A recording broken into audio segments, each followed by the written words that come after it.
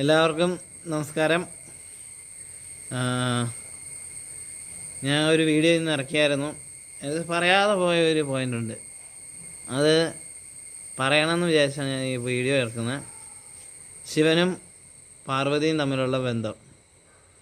ഞാൻ ആദ്യമേ ഇട്ട വീഡിയോ ഹസ്ബൻഡ് ആൻഡ് വൈഫിനെ കുറിച്ചുള്ളതായിരുന്നു. അത് എനിക്ക് കിട്ടിയത് ബൈബിളിൽ നിന്നാണ്. അതുപോലെ തന്നെ പറഞ്ഞു വരുവാണെങ്കിൽ എന്താ പറയുക, എല്ലാ മതവും പഠിപ്പിക്കുന്നത് ഭാര്യ ഭർത്താക്കന്മാർ തമ്മിൽ നല്ല ബന്ധമുണ്ടാകണമെന്ന് തന്നെയാണ്, ഒരു ഐക്യം ഉണ്ടാകണമെന്ന് തന്നെയാണ്. ആ ഐക്യം നമ്മൾ കീപ്പപ്പ് ചെയ്യണം. നമ്മളല്ല, ഭാര്യ ഭർത്താക്കന്മാർ തമ്മിൽ കീപ്പപ്പ് ചെയ്യണം.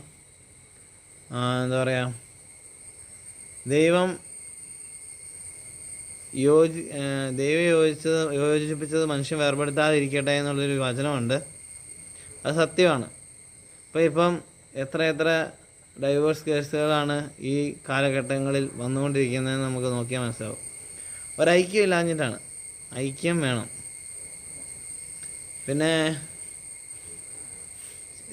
അതിന് നമുക്ക് ഉദാഹരണമായിട്ട് എടുക്കാൻ പറ്റുന്നതെന്ന് പറഞ്ഞാൽ ശിവനും പാർവതിയും തമ്മിലുള്ള ബന്ധവും കൃഷ്ണനും രാധയും തമ്മിലുള്ള ബന്ധവും അങ്ങനെ ഒത്തിരി ഉദാഹരണങ്ങളുണ്ട് നമുക്ക് തിരഞ്ഞെടുക്കാൻ പറ്റുന്നത്.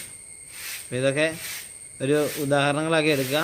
നമ്മൾ കല്യാണം കഴിച്ചു കഴിഞ്ഞാൽ, അതായത് ഒരു ഭാര്യയും ഭർത്താവും ആയിക്കഴിഞ്ഞ് കഴിഞ്ഞാൽ പരസ്പരം ഷെയർ ചെയ്യണം.